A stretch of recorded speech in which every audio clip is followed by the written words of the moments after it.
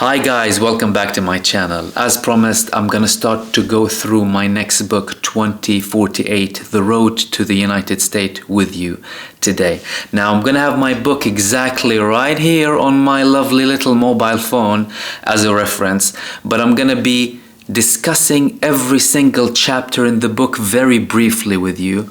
And I'm gonna start off, without further ado, with the couple first chapters. Number one, the first one will be discussing a future scenario.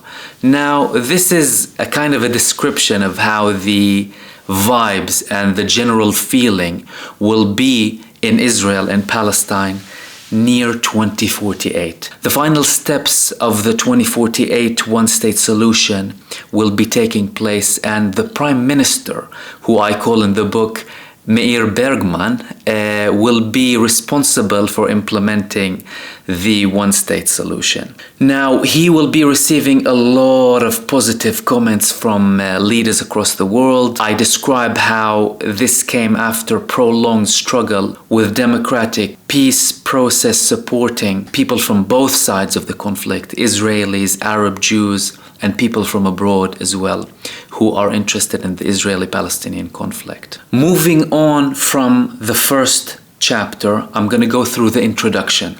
In the introduction, I will be describing my upbringing as a Palestinian born in Israel, in my native city of Haifa, a bit of the history of Haifa, how it was before 1948, what happened during 1948, and what happened following that. In the introduction, I will also be noting a couple of details ranging from the identity complex that Palestinians of Israel feel. They obviously are born into a dispute that they inherited unwillingly, and obviously everyone as well have to deal with it unwillingly as well. How some people refuse to even describe themselves as Palestinians, how some people refuse to describe themselves as Israelis, and lots would have kind of their own thoughts of what I call a Palestinian Israeli, which is a true reflection really, because at the end of the day my ethnicity is Palestinian, but I am of Israeli nationality, British now as well. Moving on from the introduction, I'll move on to a prologue. The prologue will discuss a bit more about the complications in reaching a solution. Why and what happened for the past 80 years? Why it failed miserably? What can we do and what steps can we take to start bringing hope back so that everyone feels secure and free in their own land, whilst at the same time describing themselves as whatever they want to describe themselves. Israeli, Palestinian, UFO, alien. Describe yourself as whatever you want to describe yourself. So in the prologue, I will be discussing the challenges in reaching the solution. Now, obviously, lots of people promoted the idea of the one state, but no one delved into the details, the issues, the problems, realistic plans that can be implemented realistically to reach the solution. What will happen with the refugees? Well, what about security? Is it going to remain Jewish? Is it going to be Muslim? All of these details. And I describe one of the main problems as how both Israelis and Palestinians debate the conflict, and how everyone comes with their own prejudice, pre-assumptions, beliefs that they hold so very strongly, which makes the debate pointless. Now, obviously, I'm not saying everyone should put all of their beliefs in the bin and not believe them anymore, but rather have more of an open mind, an open heart, and put some of the beliefs aside and try and understand the other side, what they think, what they believe. Maybe I'm assuming a few things that I didn't understand about them. Well, how's life like for a child in Sderot, for example, who's under threat of constant bombs from Gaza? What is life like for a Gazan teenager who hasn't seen anything but a siege for 16 years, from 2006 up to today, who cannot go out of their territory, basically, cannot travel with such high levels of poverty, constant risk of an all-out war? What does it feel like? What does it feel like for children who are under threat from both sides? What does it feel like to be insecure? What does it feel like to move between barriers and walls to go to school as a Palestinian? As an Israeli, having stones thrown at your car at any peaceful moment when you're driving back home.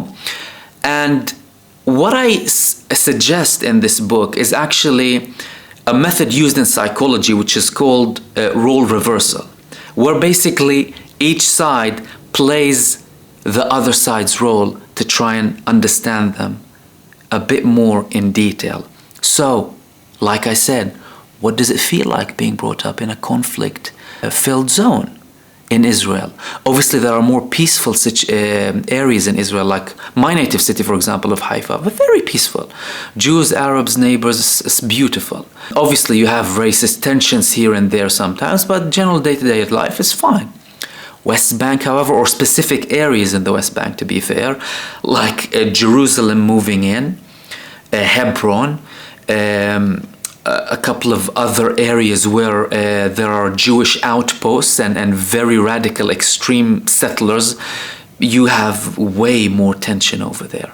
So whilst conflict is very much present in specific areas, other areas don't have as much conflict. Now, what we would want to kind of try and mimic here and copy is the areas that have less conflict, what's happening in them, and how can we translate that to conflict-filled areas. Other details that I go through in the book describe how the areas with the higher level inequality and poverty have the higher level of resistance. Gaza, for example, areas of the West Bank. People have almost no hope, no jobs, no work, and it's like they take out all of their frustration, obviously, on Israel, who is indeed the main responsible party in the conflict. And whilst I do describe Israel as having the upper responsibility, as an occupying force who's the more powerful one, I also mention that the Palestinians have their obligations too. And with both sides, I mention how it's people's responsibility to, apart from understand each other and try and gain more of an understanding about the day-to-day life struggles of each side, they need to understand that they also need to have sacrifices when it comes to, for example, complete ownership of the land, national identity and how it's translated in day-to-day life, and that they're not the only people responsible and that they're not the only people who are victims. So, moving on from these beginning few chapters, I describe a following chapter called We're All Losers.